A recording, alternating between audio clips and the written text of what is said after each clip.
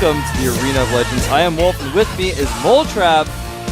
Now, you guys are probably tuned in before you started watching yesterday. For those of you guys who haven't, we've got 4 players from each race here in this tournament. Of course, we've got NEST, Lucira, Donregu, July, Boxer, MVP, MMA, MarineKing for Terran, and for Pros, we've got MC, Puck, and Naniwa, 2 foreigners, and TricKsteR. Now, each of these players have been divided into 1 of 4 groups, each group having 1 player from each race, and today we have Lucira, MarineKing, and TricKsteR in Group B. Yeah, this tournament is actually just awesome. Gathering together some of the best players and some of the most fan favorite players as well into one little tournament, and it's going to be a little tournament with a lot of big games. And so far, yesterday, MMA actually kind of being a little bit surprising and beating NEST and MC to take that group yesterday. And so yeah, and today, like you said, MarineKing, TricKsteR, and Lucira, and that is actually going to be a pretty good group, man. Like at first, I was like, oh man, Lucira's just going to take that easy. But then I kind of took another look at it, and I'm like, actually, this is actually going to be pretty close because MarineKing, he hasn't been performing that well lately, but Lucira isn't that good against Terran, well, isn't as good against Terrans, you know, statistically speaking. And then I'm like, all right, well, TricKsteR hasn't been playing that well lately, but he actually took 2 games off of Lucira. They went to 3-2 in TricKsteR the previous season when Lucira got to the finals. So, you know, Lucira, I think, is the favorite here, but either of those players could actually easily take out Lucira if the cards stack up right. Yeah. You know, MarineKing, I feel like he's so aggressive, and he recently, here he is right here, you can see some of his recent results. MarineKing had a famous game against Kirix where he showed he could use Marines against Banelings, and Kirix was one of those aggressive Baneling users and back in the day, and still kind of is very aggressive and attacks a lot. I feel like MarineKing is actually the new Kirix of Terran right now, where he's extremely aggressive all the time, he's not reluctant to attack, he's not reluctant to be aggressive at any stage of any game, whether he's behind or ahead, he just likes to be extremely aggressive. Yeah, he'll just attack just any time. It doesn't matter if he's behind, it doesn't matter if it's wise move to attack at all. Like in situations where I would normally think, okay, he actually needs to be on the defensive right now, he needs to turtle up and try and get some macro going. No, MarineKing will just attack, but the thing is, MarineKing is the only one that actually makes it work. So it's really interesting. He's got a playstyle that is different from everyone else's. It's hard to deal with. And here's TricKsteR, our second player in the group. He's going to be playing MarineKing in the first game. GSL ranking 18th. And yeah, he's a guy that is very smart. He hasn't been performing well. He's been... I mean, he plays well, but he just doesn't seem to win as often as you would expect, to be honest. Yeah, that's very true. I mean, you can see his percentages there, not as great as MarineKing, 50%, 44.4. That's a pretty unlucky percentage there if you live in Korea. But you can see he did go 1-1 with MarineKing in the up and down matches. Yeah, kind of interesting. MarineKing, he beat MarineKing in the up and down matches, and then he lost to him in the tiebreakers. So whatever that means. But yeah, so that means they're pretty evenly matched in that sense. I mean, they just played each other basically a couple weeks ago and took 1 game off each other. So anything could happen here. It's going to be a best-of-3 series. And here's our third player who's going to be playing the winner of the first game. Yeah. Or the first set. It's all best-of-3s. Yeah, these are all best-of-3s, unless it goes to tiebreaker. Tiebreakers are best-of-1s, actually. Now you can see Lucira, he is actually looking almost as invincible as NEST these days. We saw yesterday NEST isn't invincible, but Lucira is like the Padawan of NEST. Yeah. He's grown up with him. They're on the same team. His hair is really bright in this picture, like his shirt, but he actually dyed it to brown. Maybe he's getting a little darker. He's joining the dark side of NEST. NEST has dark hair, and he's like, I want to be more like NEST. Yeah. Anyway, so yeah, that's going to be our third player. He's going to play the winner of the first match. The first match is going to be TricKsteR versus MarineKing, though. Each of them took a game off each other in the up and down matches. MarineKing got to Code S. We're going to find out in a second who's going to win here in the Arena of Legends.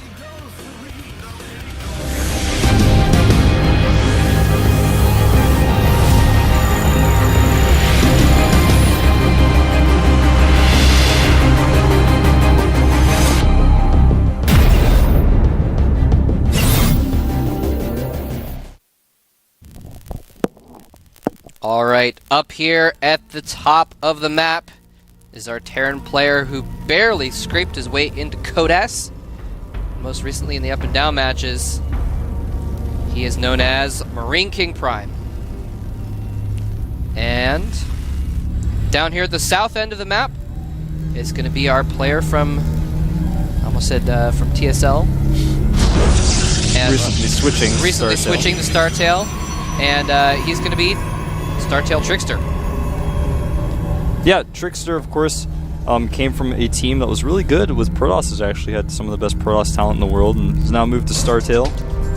And MarineKing, his TVP was actually for a time one of his worst matches, but he's actually been improving it quite a bit. And on a map like Terminus, MarineKing is really well known for doing a 1-Rax expand. It's his favorite build to do on this map, and I think if we see anything but that, I'll be really surprised.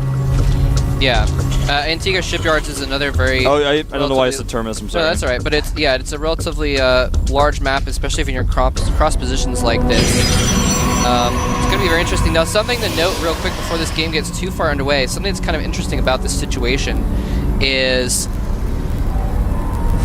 that, you know, MarineKing, he hasn't been performing too well lately, but I was just talking to some of the players of the GOM House the other day, and they were talking about how MarineKing, his TVP is actually supposed to be really good. Like their slog was like, what we see in the GSL isn't what he's capable of. Yeah. He actually plays so much better, and you know, this is a tournament where he actually might be able to play better than his normal.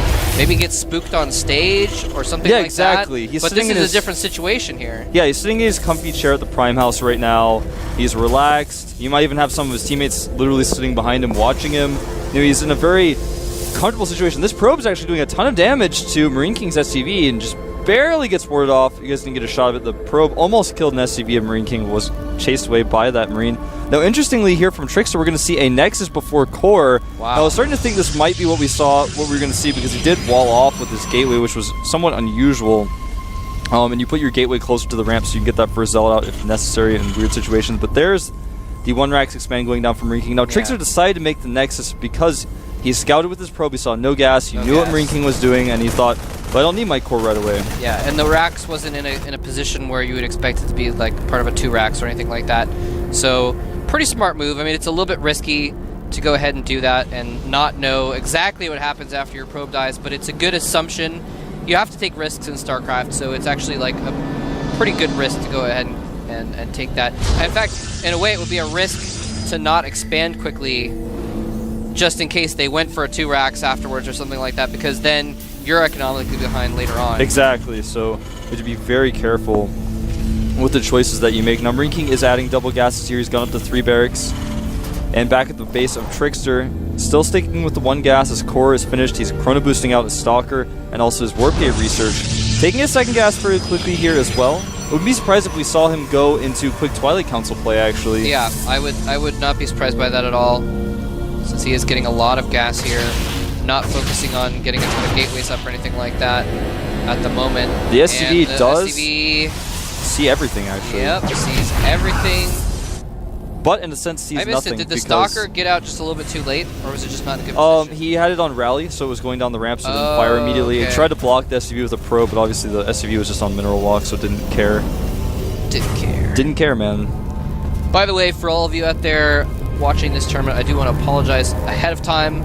I'm a little bit sick. I've had a cold all week, so if I start choking, just know it's not on purpose. Sorry about that, but the show must go on. Show must go on. So, Stim is now being researched by MarineKing, and it looks like he's probably thinking about maybe moving out and putting a little bit of pressure on. And, actually, TricKsteR's Stalker going in to try and put some pressure on, with both of them exchanging hits. Neither player can really move out. TricKsteR could just run away all day. Yeah, with good Stalker control, you can pretty much get away with anything. Once the Marine count gets as high as it is, though, from MarineKing, TricKsteR's going to have to be very careful. He does have control of the Watchtower right now, and he knows that MarineKing is not moving out, not doing anything except just sitting up there with his Marines. He knows he's expanding, and couldn't be anything else. Now, back at the base of TricKsteR, he's actually gone up to 3 gates, he's added a Robo, so he's not going quick Twilight Council play. I thought we might see him go into fast DTs. Now, what MarineKing is doing is getting his quick Ghost Academy. This is actually something that MarineKing loves to do on maps that are of this size, especially maps with ramps, so you can EMP sentries if he wants to do a timing attack. And, you know, I mentioned Terminus earlier. I meant to say Antigua, but Terminus is another map he's actually first started doing this on, where you got the very quick Ghost Academy after the one-rack expand. This is MarineKing's style of TVP. Yeah, and just, I mean, that's MarineKing for you, going for mass Marines. He's got a single Marauder, he's starting to get some Ghosts out as well. But he's actually going to have Stim and Combat Shields and a few Ghosts at the same time, so I wouldn't be surprised if he does move out for a little bit of a timing here and tries to do some damage. Yeah, I think that's exactly what he's going to do. TricKsteR, his 4th gate is finishing up here. He's going to have enough units to hold this, but it's all going to come down to the control. With those Ghosts, sentries are going to be less valuable all the time. Now, the robotic support bay is on the way. He's going to get Colossi out as quickly as he can, but I don't think he's going to have Colossi in time, because those Marines are moving out right now. Yeah, TricKsteR sees it. His Stalker does see it. He also notes that there's no concussive shell, since that Marauder did hit the Stalker and the Stalker was able to get away. So, but again, there's just the one Marauder. He's going to follow up with a few more Marauders, though, and that's pretty smart to follow up with the Marauders, because then they'll be able to start killing buildings more if he does break through, and if not, he'll have those for good defenses and that kind of thing. But yeah, robotic support base just finishing right now. The Colossus is definitely not going to be out in time. Now, what TricKster's going to need to do is Force Field before the Ghost can even think about EMPing, and that's exactly what he's doing here. Force Field's going down preemptively here. He has to do this, because those sentries get EMP, the game will essentially end. Yeah, he needs to stall for that Colossus. Once that Colossus comes out, even if he gets EMP'd, he still will have like an okay chance. Oh, MarineKing was thinking about going up that ramp. Barely, he almost lost his he's able to EMP up the ramp. Nice range. Oh, gets 2 more sentries. Wow. That is actually huge. He's going to get up the ramp here. MarineKing charging in with Stim Marines with combat shields. Tons of units. TricKsteR trying desperately to warp in some more Stalkers, but it doesn't matter. His entire army completely obliterated, and the Colossus is going to pop out just in time to die to these Marines and Marauders. And he actually shuts down the pylon, powering it anyway, so it doesn't get created. And I think MarineKing is just about to take the first game in this series. Yeah, he's just going to crush this one. And seconds away from that Colossus finishing the robotics unpowered, like you said. These units having almost no hit points left. It just doesn't even matter. TricKsteR actually warping in Stalkers in the middle of the battlefield, so they die before they even finish a lot of the time. That's happened twice now. GG! Wow. And that was like basically a perfect timing. Like an absolutely perfect timing from MarineKing. And I think that's why he was getting antsy with the EMPs, trying to EMP up the ramp and everything, just to make sure he could get in there, because he knew if he waited any longer at all, the Colossus would be out and it would be a completely different situation. And that's literally how it turned out. Exactly. The Colossus was literally like 1 second from finishing when he shut down the pylon that was powering the robotics facility. Of course, he would have needed it about 5 to 10 seconds earlier to defend the attack, but very, very close timing. MarineKing getting there just at the perfect moment. The great EMPs that he did, he wasn't really able to see very much. He was only able to see for that moment where he had the scan where he killed the Observer, and he picked the right targets to EMP. He hit all of the sentries, and he knew without a doubt that when he stemmed all of his units, there was going to be no force fields in his way. He charged in, and TricKsteR, I feel like, actually should have just pulled back and bit the bullet with a few Zealots and tried to macro up a force and get that Colossus out, maybe even lose his Nexus. There was no way he was going to be able to fight like he tried to by warping in 4 Stalkers that were being fired upon, and they all just died before they came to warp in. Then he tried to do that again after, you know, the forces were knocking at his doorstep quite literally. And if he had defended a little bit better, he might have been able to hold, but MarineKing's push looked pretty undefendable. And that's really textbook of MarineKing's play, actually. He loves to 1-rack expand, go up to 3 barracks, get a fast Ghost Academy, and do a timing attack. That's actually textbook MarineKing TVP. There you go. Works very well. So we are going to be moving on to Game 2 in a moment then. Yeah, the map is going to be on Tal'Darim. Tal'Darim Altar. Again, this is a best-of-3 series between MarineKing and TricKsteR. And then the loser of that series will go ahead and... Apparently the loser is going to be facing Lucira. Sorry, I said it was the winner earlier. But the loser of the series will face Lucira in match number 2. And then the winner will face Lucira as well. So another little interesting tidbit for you guys. I know you guys don't really know a lot about the maps. The first map is chosen randomly by GOM, and then the second map, or every time a player loses, they choose the next map. So it's loser picks. So TricKsteR has chosen Tal'Darim Altar as his map. There you go. Yeah, so TricKsteR maybe wants to play a more macro-oriented game, and maybe doesn't want a map that's... I mean, Antigua is like middle-sized map, so Tal'Darim, it's going to be harder to pull off a timing attack like that. than it was in the first game. So we're going to get started here in just a minute. MarineKing versus TricKsteR is going to get underway on Tal'Darim Altar. And I'm excited to see what happens here because, again, I don't think MarineKing's quite going to be able to pull that off again.